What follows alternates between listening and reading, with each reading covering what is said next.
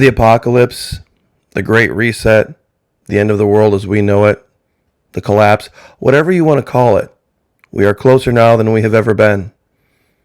And what's going on right now in North America is going to confuse future historians when they try to piece it all together and figure out what caused it. They may refer to it as the Great Masquerade. How people who supposedly believed and valued one thing, as soon as things got difficult, completely reverted to something else. In today's video, I would like to talk about the war of the mind that we have talked about for so long. How it's going to be primarily a psychological struggle that people go through. Many have been stockpiling food and supplies and water, bean bolts, Band-Aids. We've talked about this. That's not going to be the struggle. The struggle is going to be of the mind. What direction should we go? People are just going to go crazy. Now, some have said, Florida Maki, I'm not sure if psychology is really where we should be putting our energy and time. Well, you can only stockpile so much food. And you can only go to the range so much before it becomes a certain point of diminishing return. Psychology, however, is something that you can apply offensively and defensively every single day. And the more you practice it, the better you get. The more easy it comes, and you can start to see things. There's a very strange paradigm that happened in this country about 100 years ago that I think would make a lot of people scratch their heads and make them wonder what was going on with those people.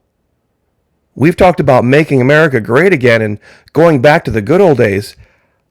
I can't believe those people did that.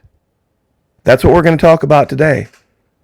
Now, if you'd like to join us at Patreon, once again, only $1 per month, fully refundable up to 90 days, lowest allowable level.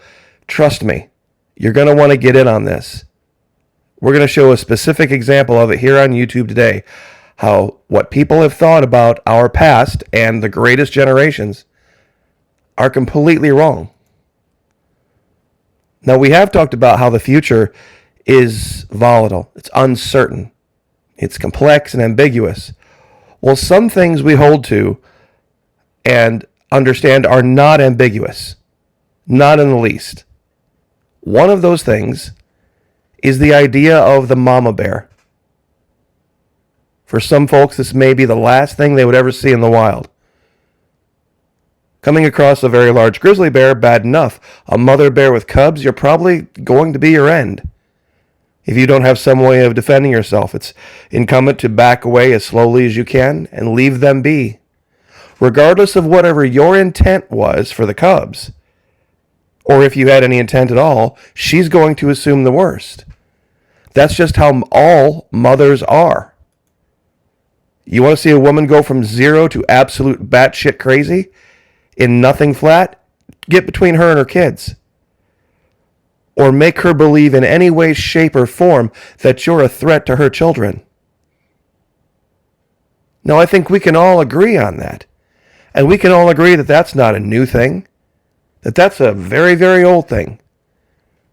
That mothers will protect their children.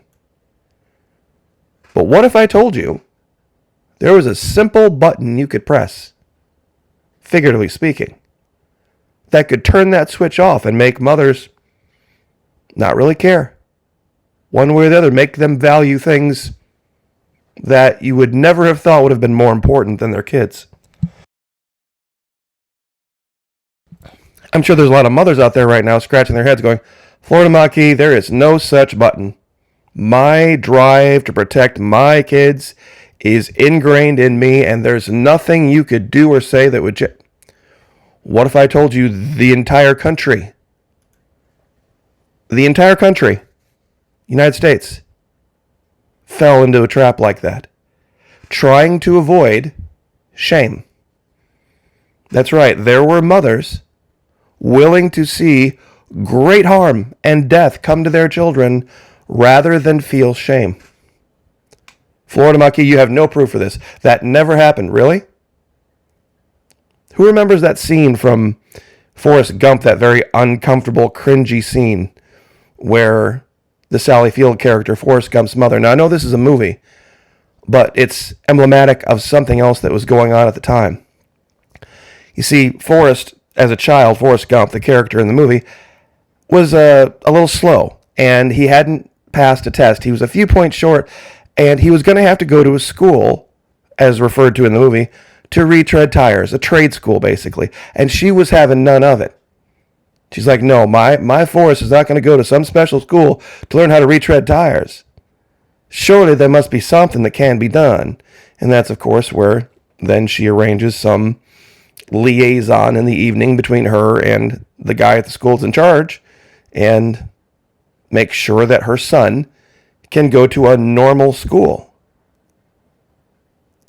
So this idea of shame, see, she would rather have endured some shame herself than see her son suffer. But what if I told you not very much before this, it was the exact opposite? This is, I believe, the 50s or perhaps the 1950s America.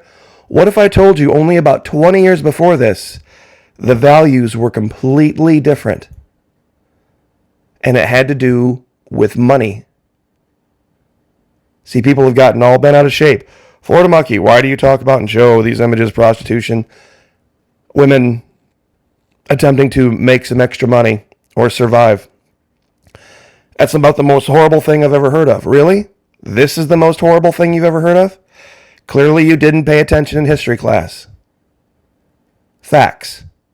During the Industrial Revolution, which in the United States was about 1890 to about 1940, children as young as four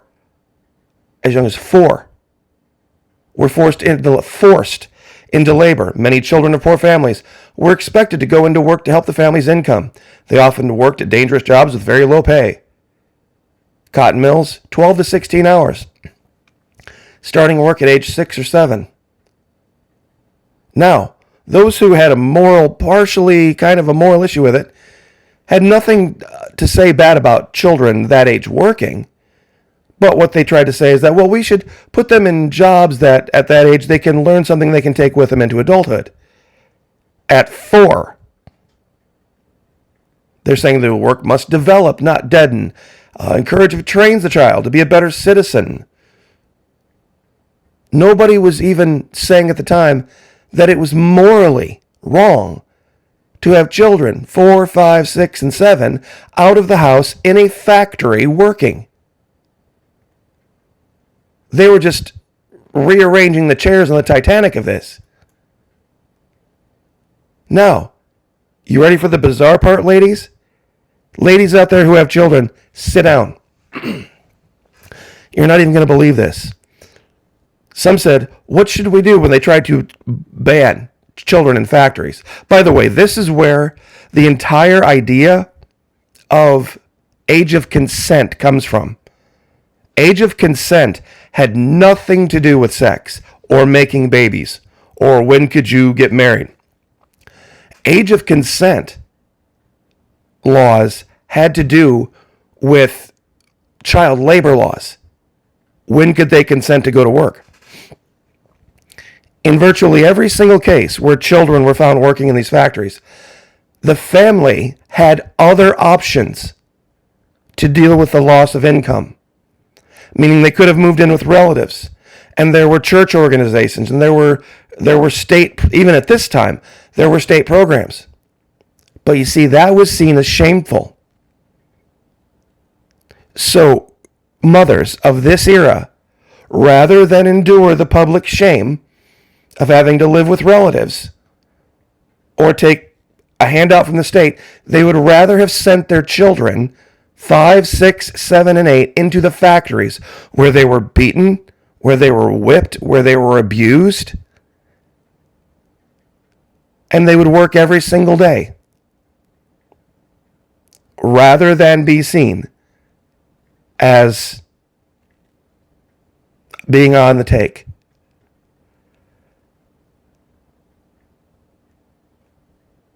And here was the killer part about this. They said, doesn't it keep the children off the street and out of mischief? A federal report says no, the workers show a greater tendency than non-workers to go wrong, meaning they had the money to go buy booze and get picked up for vagrancy. People who worked had the money to go party, basically, and do things that got them running afoul of the law.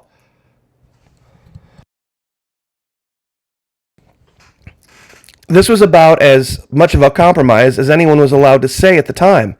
Now, this was in the 1900s in this country. We believe in work. It's necessity and dignity. We believe in the workers through them progress, education, home.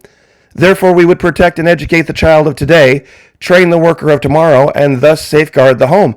Once again, still no moral compunction about putting little children in factories under a taskmaster's whip. I'll give you the links to some of these articles, and you can read for yourself what the reality was of what parents were doing to their children that they didn't have to do. I'm sure there's a lot of people already typing saying, well, they were poor, they would have been homeless. No, not the case. Not the case at all. During the Industrial Revolution, many families who were poor or lower middle class found themselves struggling to earn a living sufficient enough for their daily living expenses. They were forced to move to the growing industrial cities in order to make a living and a better life. Even though there was work available, the wages were low, primarily because of child labor. Therefore, many families were forced to seek supplemental work. And this is what they did. You see, it was the catch-22. The reason the wages were low was because children were available to work, and the parents would allow it.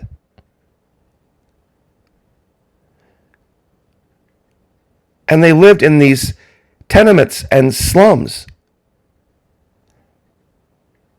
In Macclesfield, 23% of the silk workers, and in Coventry, 70% of the laborers had never even tasted meat.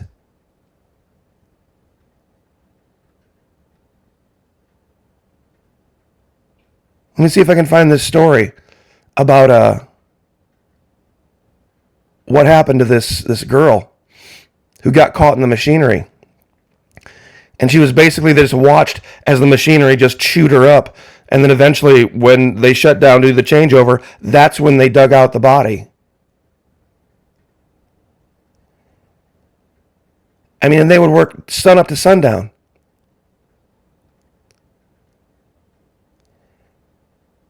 Woodward and the other overlookers used to beat me with pieces of thick leather straps made supple by oil and having an iron buckle at the end, drew blood almost every time it was applied. When I was 7 years old, I went to work at Mr. Marshall's factory at Shrewsbury. If a child became sleepy, the overlooker touches the child on the shoulder and says, "Come here." In the corner of the room, there is an iron cistern filled with ice-cold water, takes the boy by the legs, dips him upside down in the cistern, and then sends him back to work. This is what they were sending their children into as late as 1910 in this country. They loved to hire children because they could work for lower wages and their smaller hands were better for getting things unclogged and unstuck. Now here's where Americans, modern North Americans, get confused. Because language has changed since then. The people that were doing this were referred to as classic liberals. Not the liberals that you and I know. The liberals that you and I know of today are socialists. Back then, neoliberals or classic liberals had this idea of what they called laissez-faire capitalism. Meaning, let business do whatever it wants. Have the government play as little a role in the economy as possible. Little to no rules in the place for workers in the Industrial Revolution, and wealthy owners could act in any manner they wanted. Oh, here's the story. A girl named Mary Richards, who was thought remarkably pretty when she left the workhouse, and who was not quite 10 years of age, attended a drawing frame, below which, and about a foot from the floor, was a horizontal shaft, by which the frames above were turned. It happened one evening when her apron was caught by the shaft. In an instant, the poor girl was drawn by an irresistible force and dashed on the floor. She uttered the most heart-rending shrieks. The factory overseer ran towards her. An agonized and helpless beholder of a scene of horror, he saw her whirled round and round with the shaft. He heard the bones of her arms, legs, thighs successively snap asunder, crushed seemingly to atoms. As the machinery whirled her round and drew tighter and tighter, her body within the works, her blood was scattered over the frame and streamed upon the floor. Her head appeared dashed to pieces. At last her mangled body was jammed in so fast between the shafts and the floor that the water being low and the wheels off the gear, it stopped the main shaft. When she was extricated, every bone was found broken, her head dreadfully crushed. She was carried off quite lifeless.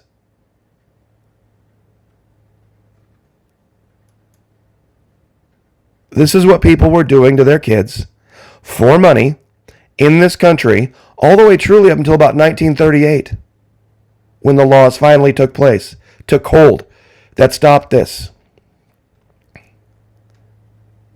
No laws protecting children. Let me ask you a question. I'm sure a lot of people are right now maybe getting a little bit bored with the video. Laws protecting children. Wait a minute. Is there a law that requires the mother grizzly to protect her cubs? No, there isn't, is there? There's no law. Animals don't live under laws, do they? Funny story, though. We need them here to keep parents from putting their kids into slavery and some of the most brutal, horrible conditions ever. You would have to ask yourself the question, did these people not love their children? What was wrong with these people? Facts. Children were beaten to stay awake, some even killed. Children working in the mines, beginning at age 5, didn't usually even make it past 25. And this is, like I said, this isn't 1,000 years ago. In 1900, there were 1.7 million children in America working under the age of 15, and by 1910, it had grown to 2 million. Are these the good old days? Is this the MAGA? Make America Great Again? Is this the year 1938, the one you want to go back to? It was not until 38 was it illegal for a child under 16 to be forced into labor in dangerous factories.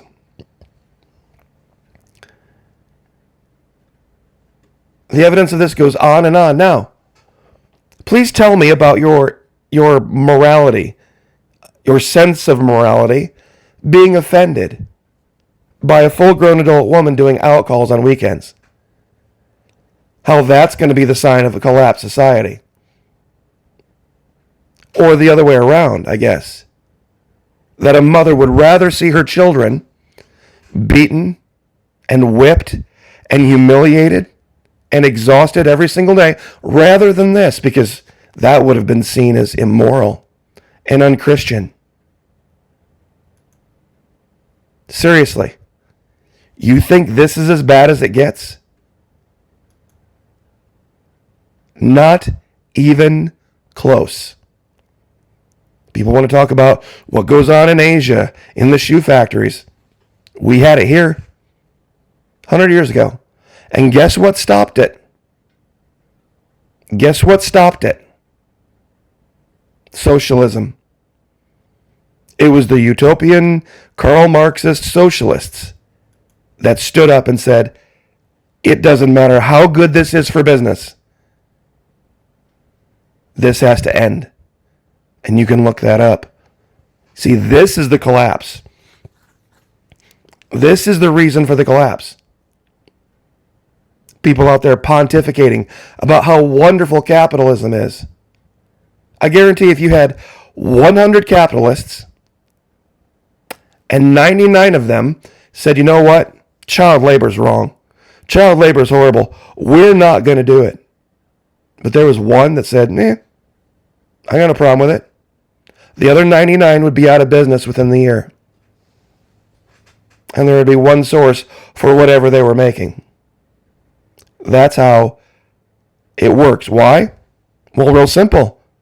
The guy that's using child labor is going to be able to bring his product to the shelf cheaper. And as we know, the cheaper you can buy something, the better it is for you. Right? And that's all capitalists worry about. What's good for you? What's good for you? Think about the irony of someone who is eating 30 to 35% more food than he needs in a day, complaining about 10% increase in the cost of food. Let me say this again. Someone who is eating 30 to 35% more calories, more food than he needs in a day, complaining about a 10 to 15% increase in the cost of said food, when he could just cut down that amount and still be eating more food than what he needs. You see, that's the American psychological dysphoria right now. That's how screwed up America is.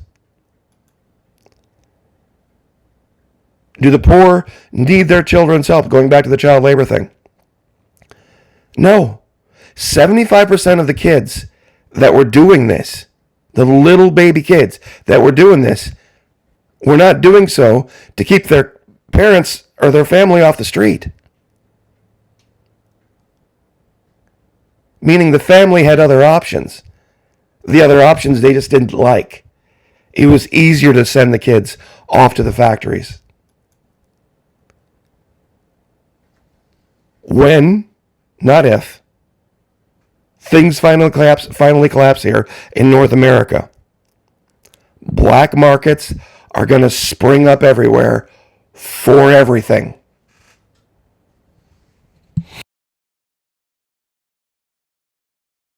Pardon my voice. Apologies. Tell me that you now still think this is the worst black market thing that could spring up. An aunt or a sister or even somebody's wife doing out calls or in calls 6 or 8 hours on weekends. You think that's as bad as it can get? When it all falls apart and you start to see all of a sudden everywhere, both day and night and all sides of town, girls walking around, you think that's as bad as it can get? You ready for how bad it can get? I haven't even showed how bad it can get yet.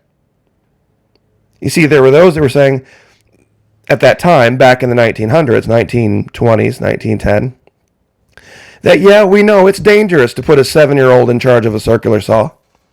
But there are also moral dangers. Meaning, have you heard about these bike messengers? Yeah, you see, there were boys that had bikes. And they would do deliveries for pharmacies, meaning they were delivering morphine and codeine and heroin and cannabis to people in their homes. And they were running numbers out of bars. And they were also doing deliveries from the jails and the prostitutes to the red light districts. October 1913, Preston DaCosta, 15-year-old messenger number 3 for Bellevue Messenger Service. This is Texas. I ran across him and took photos while he was carrying notes back and forth between a prostitute in jail and a pimp in the red light. He had read all the notes and knew all about the correspondence.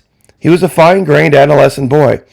Has been delivering messages and drugs in the red light for 6 months and knows the ropes thoroughly. A lot of these girls are my regular customers. I carry them messages and get them drinks, drugs, etc.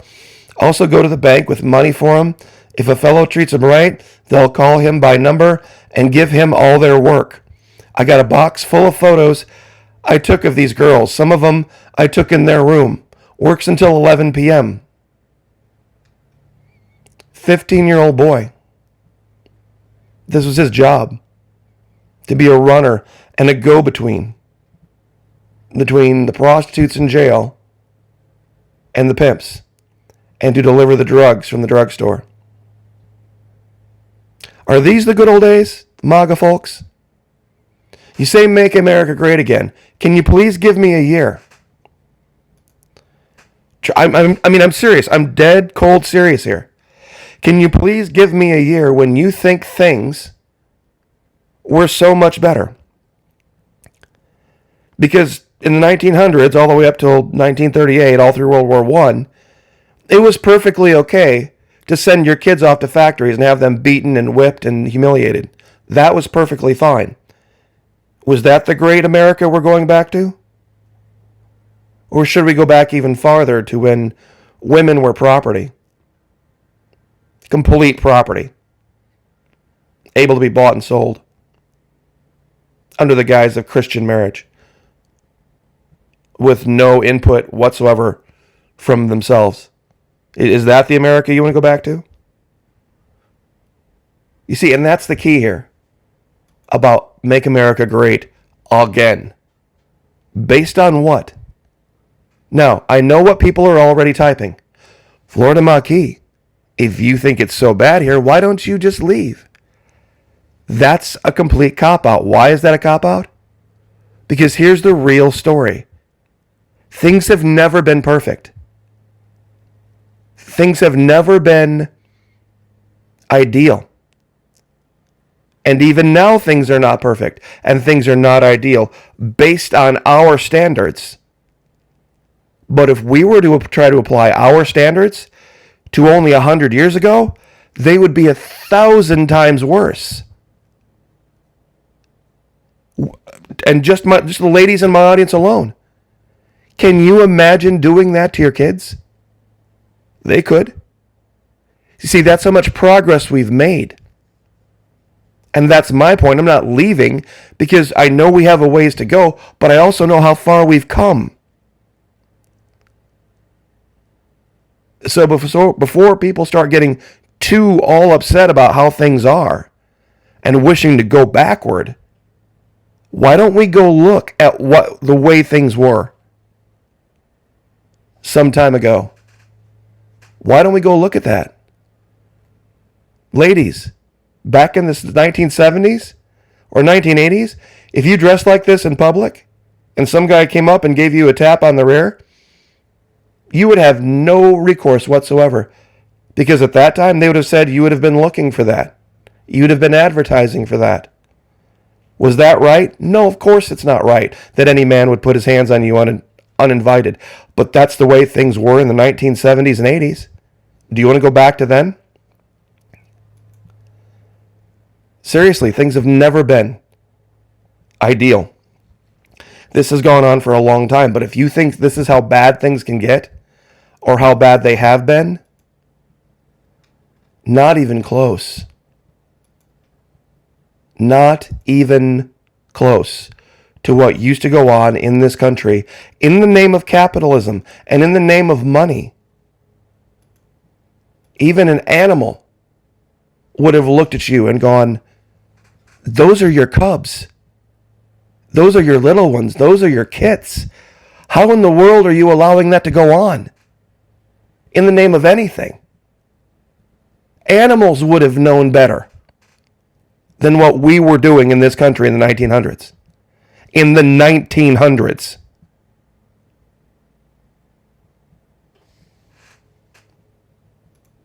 That's what I'm talking about with Patreon and psychology.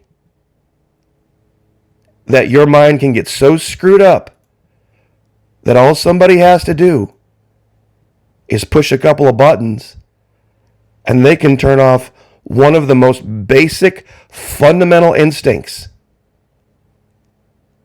that has ever been. The idea of protecting your little ones. It was gone in this country for half of a century. From about the 1890s all the way up to 1938, kids were expendable little income earners that got tossed into machines in the name of a few shillings. Think about that. You want a defense? You want to learn how to keep your mind right? Stop that from happening? Join us over Patreon. $1. The best dollar you'll ever spend. And like I said, 90 days, content not for you, fully refundable. I'll leave it there. God bless. Like, share, subscribe. We'll see you guys next time.